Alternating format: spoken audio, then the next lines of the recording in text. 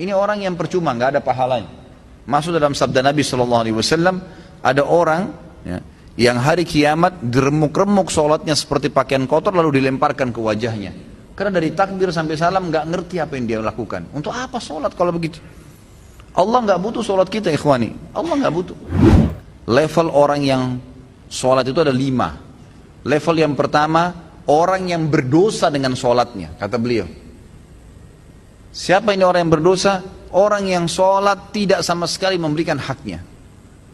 Ada orang sholat hanya karena disuruh oleh orang lain, hanya karena tidak enak, mau udu nggak udu terserah. Ini berdosa nih.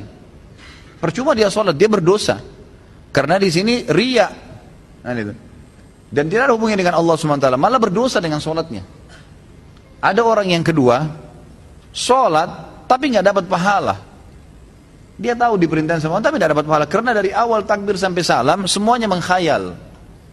Ini orang yang percuma, nggak ada pahalanya. Masuk dalam sabda Nabi SAW, ada orang ya, yang hari kiamat diremuk-remuk sholatnya seperti pakaian kotor lalu dilemparkan ke wajahnya. Karena dari takbir sampai salam nggak ngerti apa yang dia lakukan. Untuk apa sholat kalau begitu? Allah nggak butuh sholat kita, ikhwani. Allah nggak butuh. Biar kita sholat khusyuknya luar biasa, sujudnya sampai berhari-hari nggak angkat kepala, tetap aja Allah nggak butuh dengan itu. Kata Nabi SAW dalam hadis Qudsi, Allah SWT berfirman, wahai anak Adam, apapun yang kau kerjakan tidak akan bermanfaat bagiku dan aku akan kembalikan kepadamu. Itu amal kalian yang akan bermanfaat buat kalian sendiri, tidak ada manfaatnya buat saya. Kata Allah SWT, hadis Qudsi. Ini luar biasa, harus kita faham nih. Ya, tidak boleh salah dalam masalah-masalah seperti ini. Maka kita harus tahu bahwasanya sholat itu kita yang butuh dan bukan Allah Azza wa Jalla. Baik, Abu Sa'id Al-Khudri, Ibnu Qayyim mengatakan tadi orang yang kedua adalah orang yang tidak dapat pahala sama sekali. Yang ketiga, orang yang dapat pahala. Dapat pahala, tapi pahalanya pas-pasan. Ini sesuai dengan sabda Nabi SAW. Ada orang yang sholat tidak akan mendapatkan kecuali setengah pahala sholatnya. Ada orang yang sholat tidak dapat kecuali 1/10 dari sholatnya. Jadi kecil, ada pahala tapi kecil. Lebih banyak menghayal daripada fokusnya. Yang keempat adalah orang yang sholat berusaha untuk fokus, gitu kan? Tetapi terkadang masih menghayal, masih terlintas. Maka ini lebih dominasi pahala yang dia dapatkan daripada hilangnya pahala. Karena kalau kita lagi baca Al-Quran atau kita lagi baca bacaan sholat, kemudian kita fokus, dapat konsentrasi, ikutin bacanya, dapat pahala terus per hurufnya, gitu kan. Pergerakan juga ada pahalanya. Tapi pada saat kita baca terus kita nggak sadar lagi menghayal, cuma lisan kita karena sudah terbiasa membaca, jadi ngucapin kena rutinitas, itu nggak ada pahalanya, gitu kan. Itu nggak ada pahalanya. Orang yang keempat ini adalah golongan orang yang dapat mayoritas pahala sholatnya, tapi masih ada yang hilang. Bedanya tadi dengan orang yang ketiga, mayoritas pahalanya hilang, cuma sedikit yang dia dapatkan, gitu kan. Terbalik. Yang kelima, ini yang luar biasa. Orang yang sholat, semuanya dari takbir sampai salam fokus. Bahkan kalau mereka sholat, mereka sudah lupa siapapun yang ada di sekitarnya. Mereka tidak perlu tahu tempat itu di mana mereka berada. Sampai pada tingkat itu. Abu Sa'id Al-Khudri radhiyallahu anhu dikatakan dalam riwayat dan masuk dalam poin yang kelima ini. Jadi bukan jangan anda katakan, oh susah orang kalau fokus sholat. Itu nggak ada susahnya. Asal dia mau, dia tahu dulu nilainya kadar sholat itu.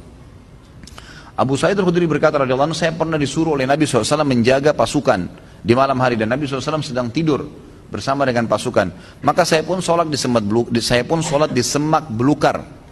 Pada saat saya lagi sholat, tiba-tiba ada mata-mata musuh dari jauh itu yang memanah ke arah saya dan tepatnya jatuh di jantung saya.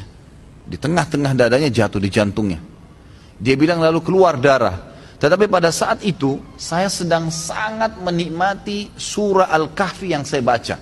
Sehingga saya tidak merasakan perihnya dan sakitnya anak panah itu. Tetap baca surah Al-Kahfi dengan tenang. Al-Kahfi mengalahkan itu semua, gitu kan.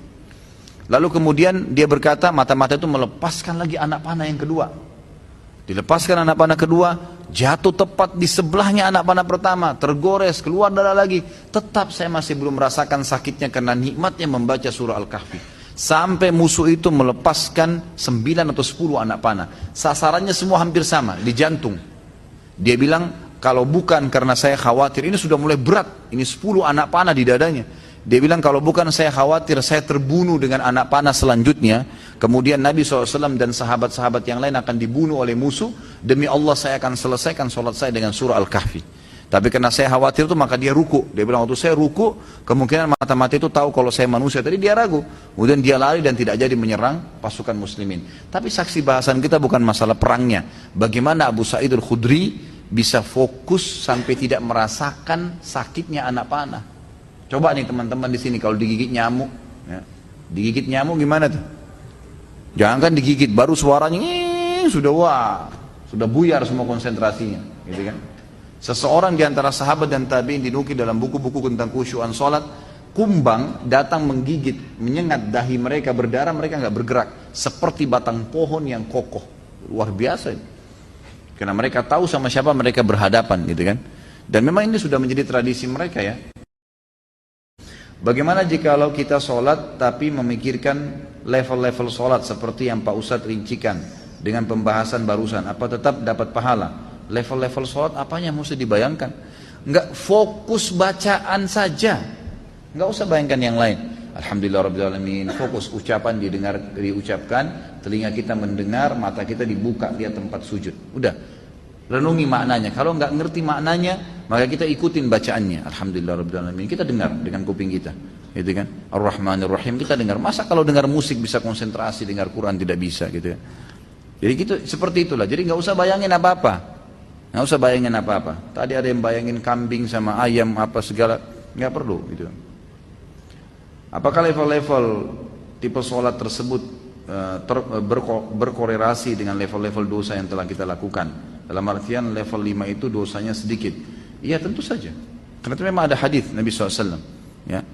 Jadi dosa itu bisa menghambat rezeki dan bisa menghilangkan atau mengurangi konsentrasi kepada Allah SWT. Malasnya kita ibadah justru karena adanya dosa. Salah satunya. Maka coba perbanyak istighfar. Perbanyak istighfar. Saya punya pengalaman pribadi, pernah saya belajar waktu saya masih SMA kelas 3 di kota Madinah pada tahun itu, salah waktu itu tahun 1993. Kemudian saya di masjid kampus lagi menghafal materi balaghah. Memang agak sulit waktu itu materinya. Saya coba hafal nggak bisa, lupa terus. Saya juga kalau sholat, gitu kan, sering kadang-kadang tidak konsentrasi, lebih banyak menghayalnya. Subhanallah, ada teman dekat saya, Dr. Muhammad namanya, sekarang baru selesaikan S3-nya doktornya. Adik kandungnya Dr. Sulaiman Rahili, sahabat dekat saya, gitu kan. Maka beliau datang ke saya dan mau mengajar. Waktu itu beliau tingkat 2 kuliah di kuliah hadis, ngajar saya. Sebelum buka buku balaghah itu, saya dari asar nih sudah baca nggak faham-faham. Dari habis duhur malah. Pulang dari kelas ujian saya baca sampai menjelang isya belum faham. Habis isya dia datang ngajar saya. Terus saya tanya, akhi, apa sih sebenarnya penyebabnya? Saya kalau sholat nggak konsentrasi, baca buku nggak bisa hafal-hafal. Dia ucapin kalimat subhanallah menyentuh saya. Dia bilang, mungkin kamu masih punya dosa. Padahal waktu itu saya masih kelas 3 SMA. Dan ini teman-teman perlu tahu ya, saya SMA itu di Madinah. Di Madinah itu nggak ada bioskop, nggak ada karaoke, perempuan semua bercadar, pakai jilbab. Hiburan kami itu dulu kampus, Masjid Nabawi, gitu kan. Kalaupun kita masuk ke mall, ke pasar-pasar, nggak ada musik, beli kebutuhan, kemudian pulang ke kampus. Nggak ada celah yang kita mengatakan ada dosa kayak di Indonesia. Orang yang masya Allah SMA-nya di sini luar biasa kemana-mana. Tapi itu saja masih cukup membuat saya tidak bisa khusyuk gitu.